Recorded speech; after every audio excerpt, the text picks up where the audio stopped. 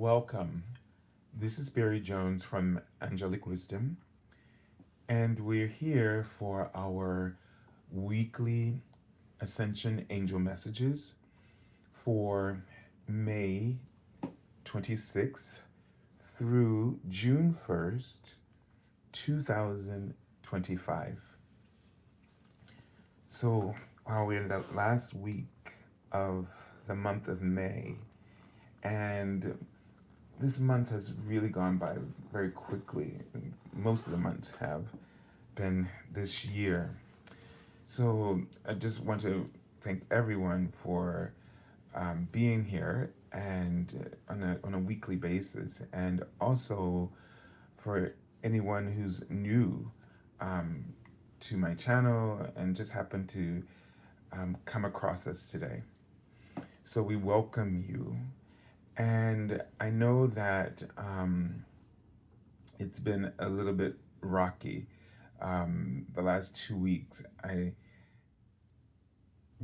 barely remember like the readings that come up, but the last 2 weeks had a similar kind of theme and around just emotional intensity, if I recall, and just being aware of, you know, conflicts that could arise, or the things that, situations that might trigger or bring up some really old stuff.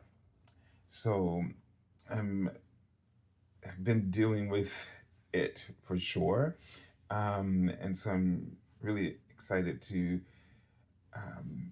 be able to talk to the angels with you today, for any guidance that they have for us as this month closes out. If you haven't done so already, um, first of all, make sure you subscribed and like the channel, and of course, leave your comments. And I'm going to encourage you, as I'm going to have to do it for myself as well, to go back and check out the monthly angel reading if you haven't done so already, for May 2025. And also, if you'd like to have an angel reading with me, you can go to my current website, theangelschool.com/services. And that link you can find in the description area below. The first link you will see will be the monthly video for May. And if you like to support my channel with a donation, you can, click on my PayPal me link for Angelic Wisdom LLC. I'm also going to just remind you about my mentor, teacher, that I studied with quite a while ago, in terms of medical intuition. And she's been offering free weekly healings on her channel. And they're extremely powerful and very extraordinary. And I think it is definitely something like this that we probably all need. So her channel, YouTube channel, is Kim Sear, and there's a link as well in the description area of this video. So hopefully my voice is hanging in there. I'm in the middle of spring concert, which is kind of late at my job. So as you can imagine, I've had to use my singing voice more and my speaking voice more than usual, because we're practicing in a larger space. So let's go ahead and take a deep breath.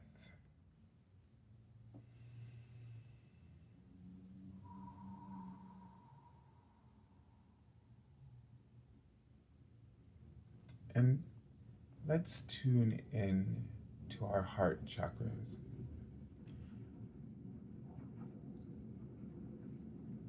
Just tuning in to love.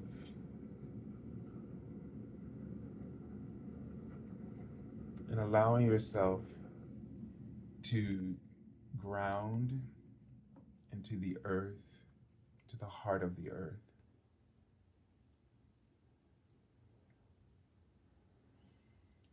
And they're showing me sort of like a mirror, and it's very ornate. It feels like it's gold, um, ornate mirror, a handheld one.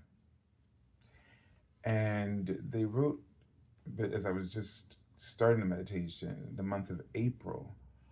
So I don't know if there's something in the month of April that you might have, and I'm not quite clear, but it felt like there's something to look back there. Maybe it felt like maybe something you may have committed yourself to in April. They're showing me the word family. It might be a family commitment or um, a family obligation or something that you're trying to do for your family or for your loved ones, right? Whoever you call family. And um, it feels as though we really need to really get grounded about whatever that is. It could also be something, a decision, important decision you made, and perhaps you did it at the time of the new moon, or some kind of special ritual for yourself, or it was a, a journaling moment, and it was the right word, purity. It was sort of like this clarification that you had, and when I see the word purity, you realize that you had to let certain things go, and it was time to clean up things, right? To clear up your energy, and it is a feeling of almost like a feng shui, or um, sort of um, feng shui activity. Maybe not in a literal way, but in a very symbolic way. That what you were trying to do, what occurred to you, is that you needed to rearrange things in your life.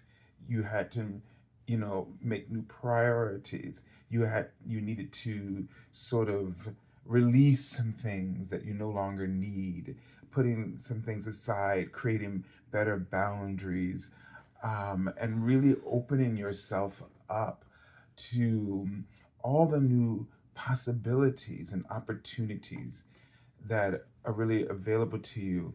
Maybe you were, in a way, maybe feeling very limited and restricted, not seeing very many options. And when you got rid of the extraneous stuff, it helped you to start to, I just saw the word separate.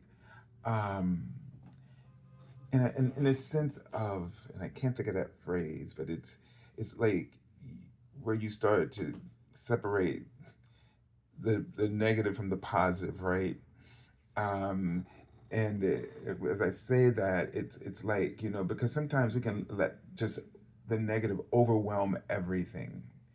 And yes, we know we have negative and positive experiences and exchanges in our lives, but we can't let one thing color everything, right? Like you can't let positive, um, you know, cover up the things that you are that shouldn't be ignored, things that actually need to be dealt with and attended to, that need to be nurtured, healed, um, and really reflected upon.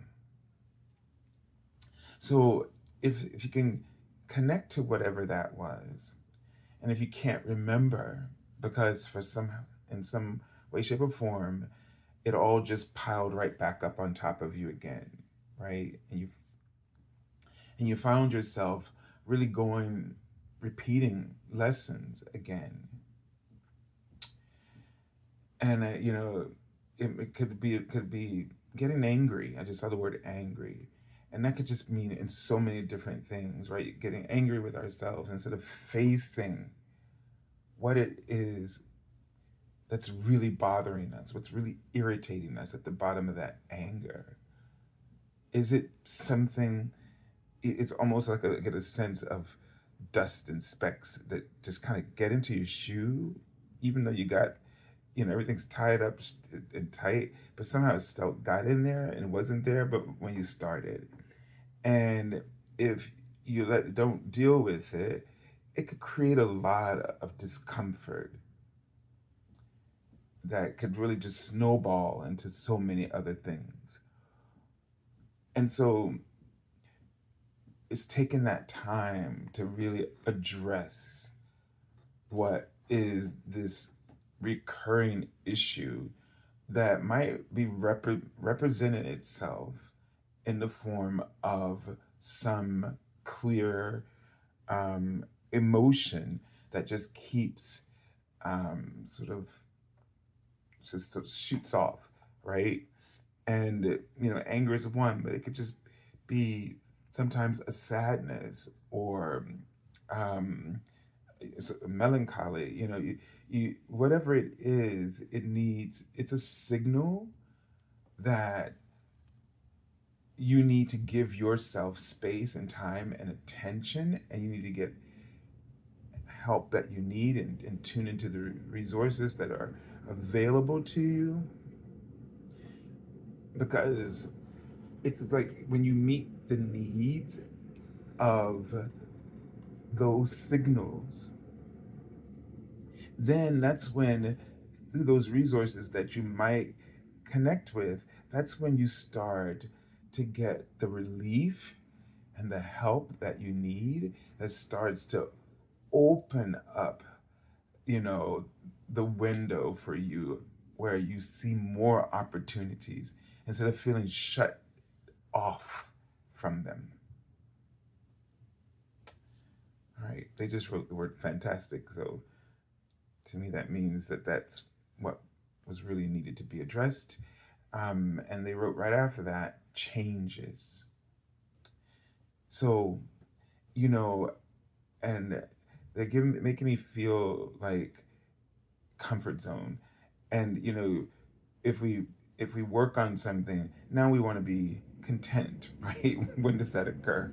But they kind of just sort of threw that right in at the end of that statement, like, okay, fantastic, but changes, all right. And one is like, change is something that we just got to keep expecting, and that also means that your your new levels of comfort in terms of what you're expecting comfort to look like for you, they just wrote it should be growth. That's your comfort zone. To always be, that's the expectation of comfort, of the comfort zone that you should be looking for. It's growth. And so growth implies the opposite of stagnation or complacency, and the idea of contentment that we have associated in our past. Contentment now should be, you should find contentment in your growth, contentment in change, your evolution, and not just of yourself, but the world around you and of every person that you're interacting with, every situation that um, you're involved in. You should be expecting changes. And the way they just wrote that again, as I was saying that, it was almost like a flash. And it's giving me a sense that this new sense of change, this sense of, in the form or through the nuance of growth, is something that we should start to really expect to be more rapidly occurring. And so nothing is going to look the same. No idea that you had the day before is going to remain permanent. It's not going to remain the same. It's going to be evolving. What target you think you've set for yourself, that's going to change as you keep growing towards it. And it's almost like you should feel the that we have targets or goals or projections only to give us a general sense of the direction that we should be heading towards, giving us a sense of purpose, but being open to how the purpose will unfold as it is moving through you and really taking up space or taking up I get a sense of taking up a life within all the spaces of who you are and your desires and your dreams and goals. Really hear the way they just said that.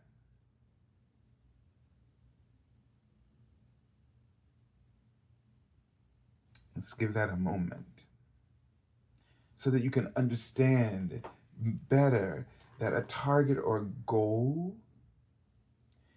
is not a design that's outside of you. It's a design that is a part of you, but a part of the purpose that that you're on, the journey of purpose that you're on. But that purpose and that journey is moving through all the parts of you, all the parts of your dreams and your ideas, and is growing.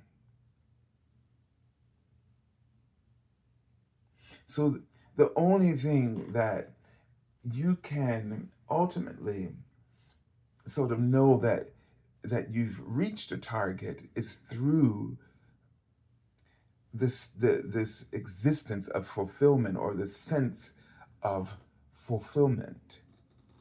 When you feel it, you've known that you've accomplished that growth.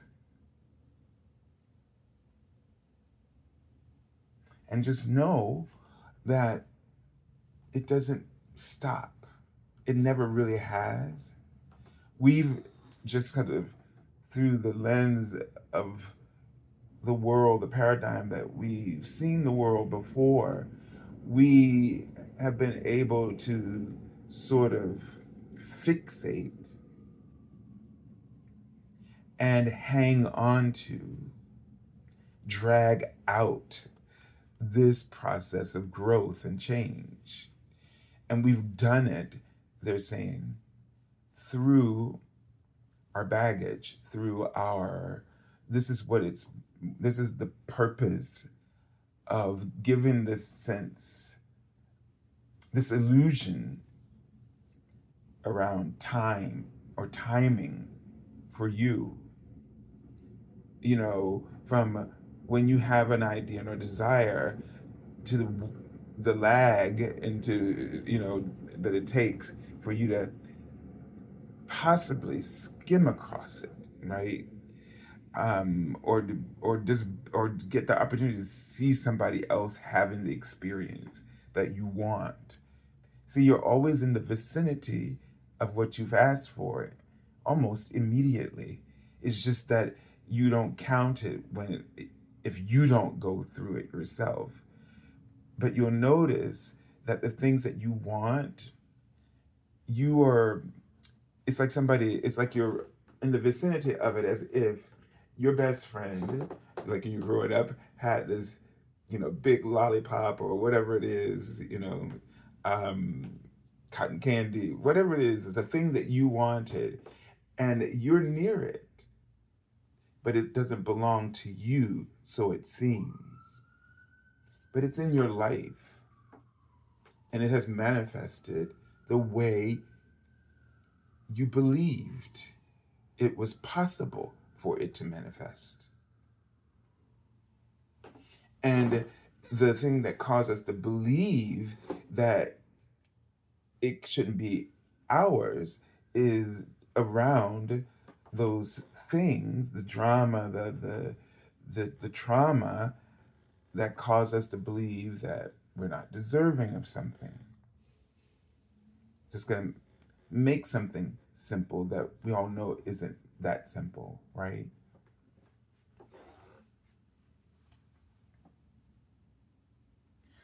So what we've all probably been going through in these last couple of weeks is a hell that has actually, and sometimes the hells are small and sometimes they're huge, right? I've gone through a huge one.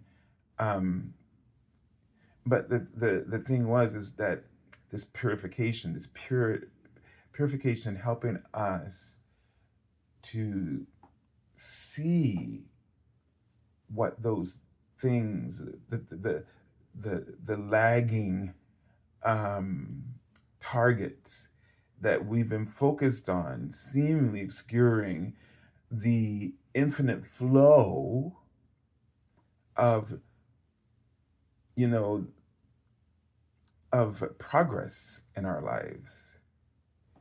The infinite flow of progress has never been altered in any way, but it's our attention to the delays rather than to the progress, which is happening because you cannot exist without being a part of that. You would just be dead already, non existent. So, this illusion that we've conjured is what we have to unveil. And the process of our evolution and ascension that we're going through is doing that for us. Challenging specifically to the tailored lesson and curriculum that you have, that the lesson that you need in the curriculum that was designed to help you to really best absorb the lessons and achieve the goals of growth.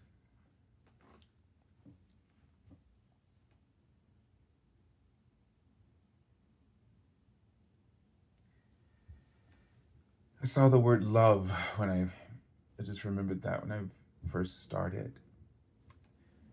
And, as I think about it in this moment, I'm sure they're going to chime in about it, but, you think to yourself, okay, I know I need to love. I need to be more loving. I need to focus on love. I need to obtain this, right?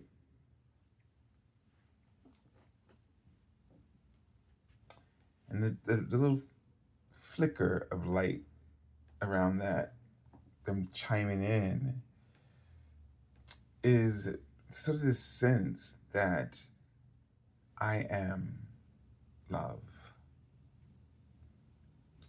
It's not that I need, and I feel such a I feel like it feels like joy cry. I just felt the thing go across my heart chakra. It felt full for a moment, just a split second. But it was joy. It was the sorrow. It was everything, because it's like a reunion. It was like a reunion. It's like a reunion. I don't need to be. I don't need to go. I don't need to try to do something better. Like what you know what I mean. I am love. Is what they meant. Not some, you know, instructions for us about love and how we could be better at it and how we can, love everyone else around us better and how we could, their message to you, for you, is to really affirm as an affirmation, but in the same vein as the I am presence. I am love.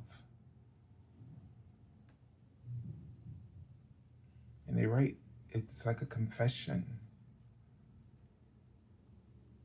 And that just does more of the heart stirring for me.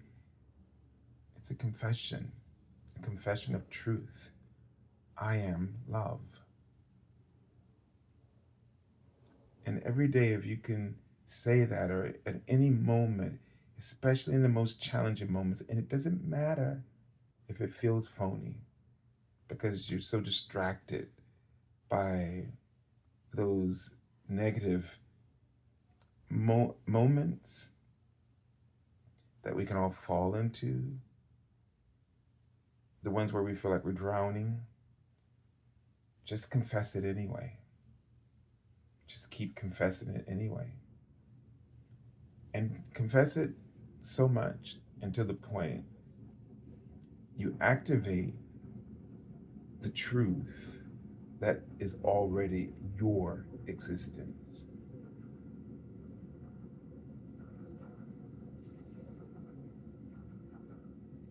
When you feel energy, when you feel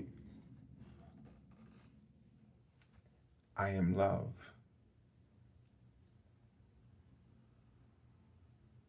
if you're, in the really in your lows, but you're feeling energy, the reason you're feeling the low is because you are love. And love is like a light of truth, reminding you who you are. And any emotions contrasting or in alignment with it are still reminding you that you are love. It is like this truth, the signal that will never change, no matter how much influx of emotions we go through. The only way that you can even know the influx of emotions that are possible is because of the constancy of love.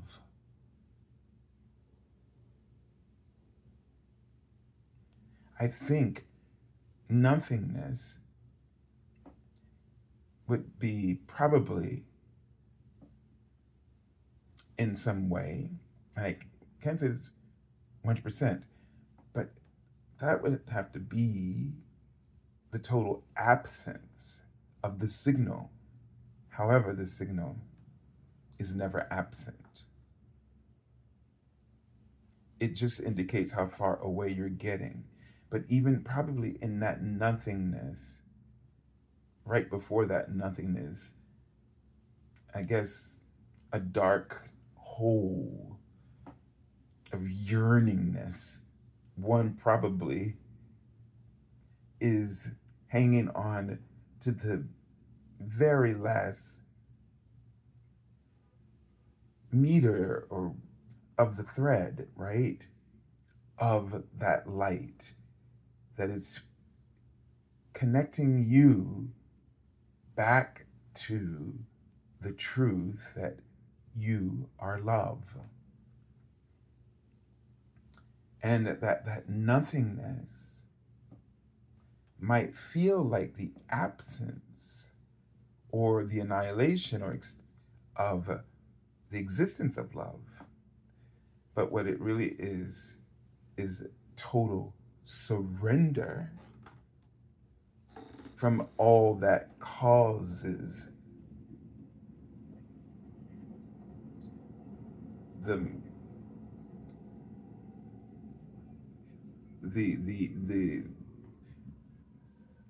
those low moments, right? It's a surrender. You've detached from everything that could cause you grief, that grieves you, because we're attached to them, not the light, not I am love. We're attached to ego, And in that sort of feeling of being in nothingness and just floating, free floating, and as you surrender and accept and embrace the light, it's like a flat line, but the light comes to us, envelops us, and fully radiates with such strength and power through us that we know that our love is divine. Just know wherever you are on the spectrum in relationship to that constancy, know that you are love. Who you are, that is love. Who you allow yourself to be, how you enjoy who you are, and the life that has caused or called into being. It is all love.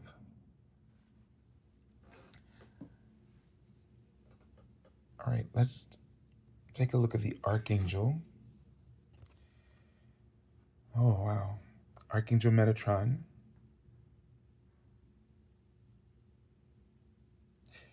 And it says, increase your light levels, open your stellar gateway chakra.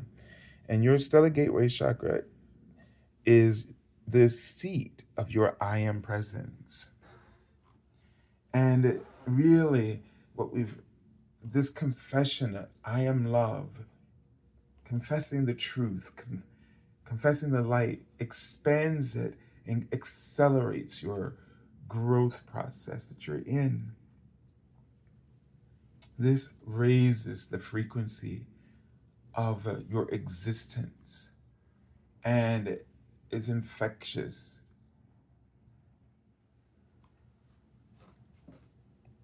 For all those around you. Let me just tune in and see if there are any additional messages from Archangel Metatron. He's just showing me a tree. And I feel like he just really wants you to remember now that although we are in this ever, free-flowing form of evolution and progress and growth, that you anchor yourself in the light, anchor yourself in the love that you are, the love that gives you purpose, that love that creates desire within you, the love that beckons you to love and to be loved, to take action. He wrote to do, to seek pleasure,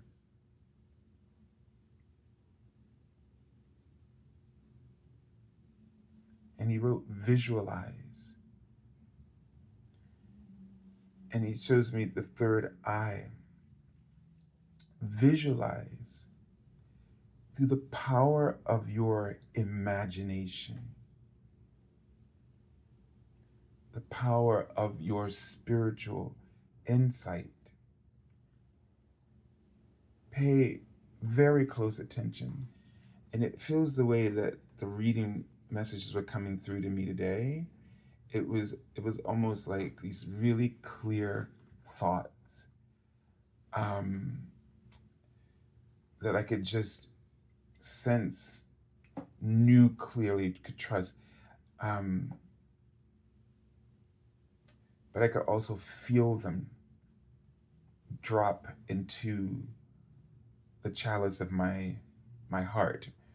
And he wants you to, this is just one of the many types of relationships with your with I am love, with this light of truth, this anchor, this constancy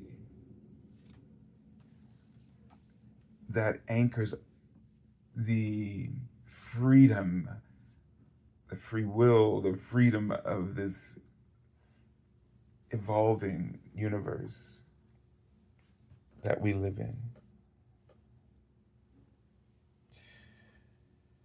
Okay, let's take a look at the cards.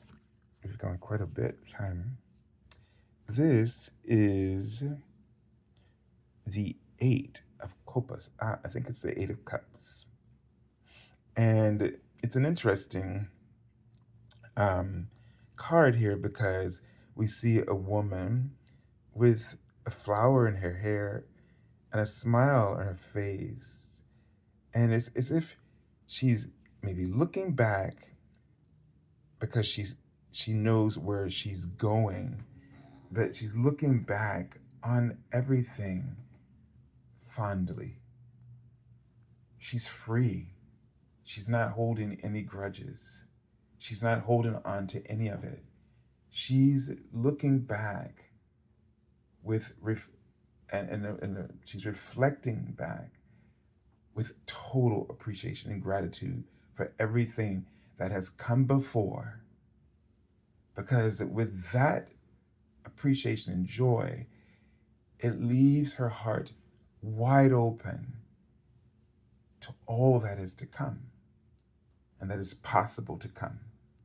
So we have to, when they showed us that mirror earlier, that golden mirror, handheld mirror, and it made me also think of Venus, although it wasn't the Venus sign, but it made me think of Venus.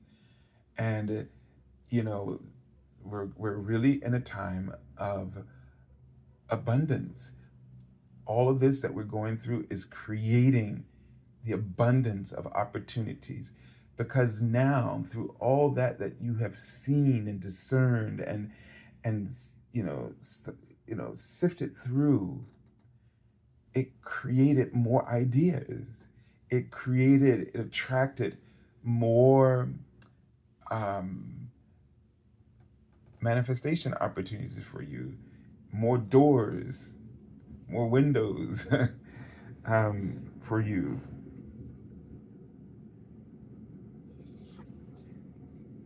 And we have the Three of Cups. So the Eight of Cups and the Three of Cups. And this gives me a sense of, now this card kept wanting to, so I'm going to be curious. Maybe I should turn it now. Because it kept wanting to lay over next to that card. And I was like, wait, it can't go backwards. This is the Four of Cups. Interesting. Now, this would almost give us a sense, and she's looking back at that card. You know, she's got what? She's got, I don't know, she's got, looks like, I can't really see. It's the Four Cups. She has four cups on the table. And it's almost like we're looking at these three cups up close on her table, right? But, you know, is something holding you back in terms of relationships with people? And, you know, it might be that you need to look at something that might be triggering you in your relationships, your friendships. Is this about that you kind of have, you know, become a little bit isolated, right? Or you've taken connections for granted. And what I feel like they mean by that is that we focus so much on connections we don't have, and then we end up neglecting the ones that we do have. Later on, having to say, if something happens to somebody, I wish I had spent more time with them. I wish I had told them this while they were here, right? I was just always too busy trying to do this and that and focus on this. And really what we're always too busy, and I'm going to include myself in this because I can see them calling me out here. But it's really interesting because they mentioned family at the beginning, didn't they? And like this year, I've just been so busy um, with the new job, and I haven't had the time to call or even go see people. And it's been so much about just trying to, you know, get through this job and do my job, right? And and not and always there's an excuse. There's an excuse that just keeps going on and on. And sometimes we feel like, I think, that people are the distraction. The world we're living in today, it's like we see people as the distraction, relationships as distraction. And those relationships are actually, for our Earth School curriculum, they are they're the whole setup for that, and the lessons that we need to learn, and how we can, because there are mirrors. Coming back to that mirror thing, if we don't have our mirrors, if we're not interacting with people, we don't have mirrors, and that can really cause the situations, the circumstances that you're dealing with to really be reactive, right? Because there's all these unattended mirrors, and and that means all this attention seeking from our souls, or our the selves, the parts of the egos that are unaddressed within us, is making havoc for us. It's making it difficult for us to have a contentment that comes from growth, right? So we grow through our relationships. People who need people, right? Like it's people, and the time that we're in, because of technology, it really sort of has made everybody antisocial. And it could be that because we've not been developing relationship, that one, the things that we're dealing with on the world scale, where it seems like nobody's listening to you, your government's not listening to you, the world is not listening to you, but it's really you haven't been listening to yourself. And you're caught up in this, the delayed that we were talking about earlier, is the lag in this, is that because you haven't been paying attention to yourself, it seems like the government and whatever else and the people on the other side are the issue. And then we stay angry and caught up. And then we don't feel good. We're in negative states, from depression to anger, etc. And we need to open ourselves up to each other again. So now love, if I am love, you have to be able to affirm that everybody else is too, or you'll never truly know the joy of yourself as I am love. It's that constancy that is what connects all of us. And it is the thread that unites us and also helps to heal us. That's 44 angels, right? And then when I finish that. And look at here. The whole mirror, the Venus, and the card I pulled from the bottom is the Empress. So we need to nurture our relationships. We have all cups here today with the Empress from the Major Arcana. We need to nurture relationships with ourselves, with our families, with the people that we work with. We don't need to be working, and the people that we don't like, the people we don't understand in the world. We've got to find a way to focus on that common thread. And that common thread is the same thing you need to focus on when you try to make progress in your own growth. and ascension and evolution. And it's the same way that it will happen on the collective